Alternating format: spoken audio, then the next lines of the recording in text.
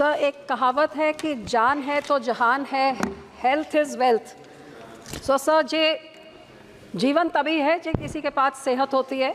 और आज ये 140 करोड़ लोगों की मैं बात करूं तो सबसे ज़रूरी जो बजट में देखा जाए तो एलोकेशन होनी चाहिए थी हेल्थ के लिए, ताकि ये जो एक जवान देश है ये प्रोडक्टिविटी अपनी बढ़ा सके। लेकिन अफसोस कि जहाँ पे बजट में जिस तरह की बढ़ोतरी होनी चाहिए बढ़ोतरी तो नहीं हुई। और मैं ये महसूस करती हूँ कि हम सारे इस बात से एग्रीमेंट में होंगे कि हर एक के क्षेत्र में डॉक्टरों की और बहुत ज़्यादा रिक्वायरमेंट है। गांव से लेके शहर में ज़्यादा डॉक्टरों की ज़रूरत है। ये ज़रूरत तभी पूरी हो सकती है जो और मेडिकल कॉलेजेस और इंस्टीट्यूट्स बनाए जाए, आइलाइड सर्विसेज वाले, जो इस तरफ सरकार ध्यान देगी तभी तो और डॉक्टर्स बनेंगे। और मैं ये भी बेनती करूंगी कि जहां करोड़ों रुपए, हज़ारों करोड़ वेस्ट किए जाते हैं, कहीं पे बहुत बड़ा बुत बनता है उस पे हज़ारों करोड़ वेस्ट कर दिए जाएं, कहीं कुछ बन रहा है, बुलेट ट्रेन, बहुत अच्छी बात है। लेकिन जो आपने एम्स बनाए हैं, ऐसे कि आपने बढ़िया इंस्टीट्यूशंस बनाए हैं, तो फिर इधर कंजूसी हम क्यों करते हैं? जितनी सैंक्शनड ग्रांट है वो भी पूरी नहीं देते हैं, पैसे वहाँ के रोके हुए हैं। जिस तरीके से ये एम्स को आपको बढ़ाना चाहिए, हज़ारों करोड़ उनको तो सैंक्शन करके और देना चाहिए, ना कि सैंक्शन अमाउंट को भी रोकना चाहिए। सो मैं आपसे आग्रह करती हूँ आपके द्वारा माननीय मंत्री जी को कि एम्स बठिंडा, जो मेरा ख्याल आपके सबसे पहले एम्स जो 2016 में ऐलान हुए थे, 3 साल के अंदर ये एम्स बन गया 750 बेड का। रोज़ यहाँ पे राजस्थान, हरियाणा, पंजाब, सारे राज्यों के 2500 लोग ओपीडी में आते हैं। रोज़ वहाँ पे 40 एमरजेंसीज होती हैं, 2 मेजर नेशनल हाईवेज, 3 स्टेट के हाईवेज, 2 एक्सप्रेसवेज के बीच में। और आपको हैरानी होगी सर, 750 बेड का सुपर स्पेशलिटी अस्पताल, इतनी सारी हाईवेज। क्या आपको पता है कि यहाँ पे इमरजेंसी वार्ड में कितने बेड्स हैं? 28 बेड। सर, 28 बेड से वो हॉस्पिटल की ऑपरेशंस की रिक्वायरमेंट पूरी होएगी? ये 40 इमरजेंसीज की पूरी होएगी? किसकी होएगी?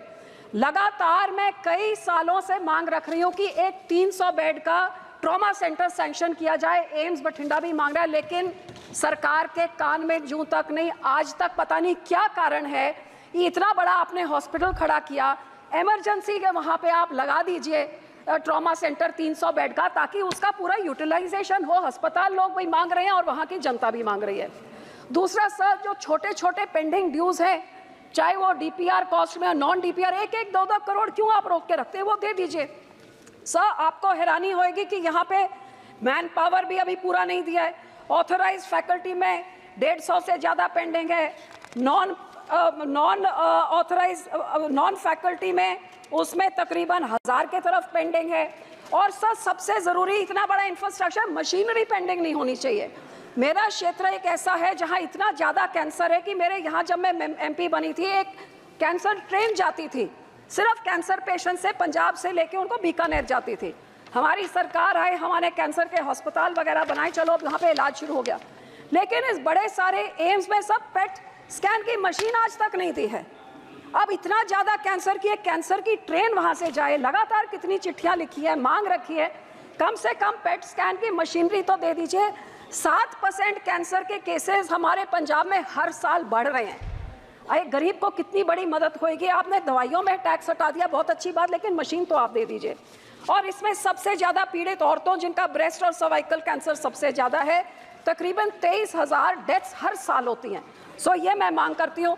दूसरी sir, high and ICU ventilators. आपको हैरानी होगी, मेरी पूरी कॉन्स्टिट्यूंसी में किसी अस्पताल में एक वेंटिलेटर वाली एम्बुलेंस तक भी नहीं है, जो लोगों को नज़दीक के साथ में जहाँ पे भी उनको हेल्थ केयर मिल सकता है। सो इसे एम्स में high and ventilator for the hospital और एक ambulance with a ventilator.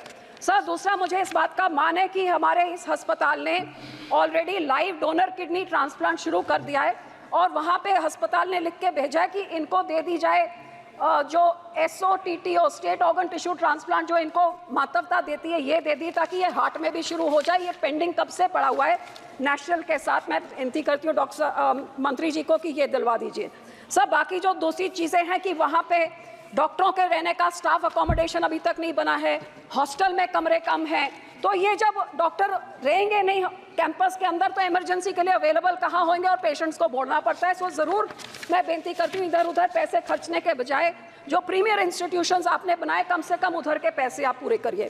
Sir दूसरी मैं ये मांग करूँगी कि पंजाब की स्टेट की सरकार अपनी आम आदमी की सियासत चमकाने के लिए और सेंटर की जो टसल रीब्रांडिंग, हमारे नेशनल हेल्थ मिशन में करोड़ों रुपए आज बता रहे थे मंत्री जी भी कि कितने रुपए रोक दिए गए, क्योंकि आयुष्मान भारत का भी जो स्टेट का हिस्सा होता है वो हमारी स्टेट की सरकार ने नहीं भरा, तो लोग इसके लाभ से वंचित हो रहे हैं।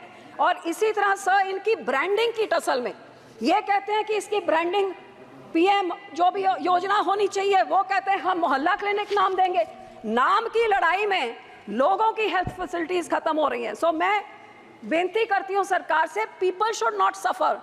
और मैं ये आम आदमी सरकार ने सर जो अपनी सियासत चमकाने के लिए पीआर एक्सरसाइज मोहल्ला क्लिनिक इन्होंने शुरू किए, जहाँ पे सारे हेल्थ इंफ्रास्ट्रक्चर के डॉक्टर्स को लेके बैठा दिया और ब्लड टेस्ट होते हैं और उनको एक टेस्ट के लिए उनको 50 रुपए मिलते हैं डॉक्टर को। तो आप उनके टेस्ट ये देखेंगे, आपको लगेगा सारा पंजाबी बीमार पड़ा है, क्योंकि एक इतना बड़ा करप्शन का ये केंद्र बन गया है।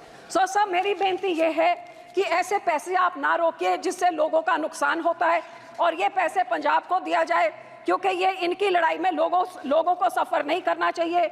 आज सारे देश में सबसे ज़्यादा अपने जेब से खर्चा करने के लिए हेल्थ सर्विस के लिए पंजाब का नेशनल एवरेज से भी दुगना है, क्योंकि इनकी लड़ाई में सारी हेल्थ सर्विसेज डॉक्टर आम आदमी क्लिनिक में डाल दिए और जो ढांचा था सरकारी ढांचा वो सारा कंडम हो रहा है। सर 2 पॉइंट्स अखीर में, एक तो आशा वर्कर जो 2008 से काम कर रहे हैं और बहुत ही उनको आज 1000-2000 रुपए से क्या होता है, इनका पे ग्रेड नॉर्मलाइज किया जाए, जो डीसी रेट होता है, और इनकी एज लिमिट भी 65 तक बढ़ाई जाए।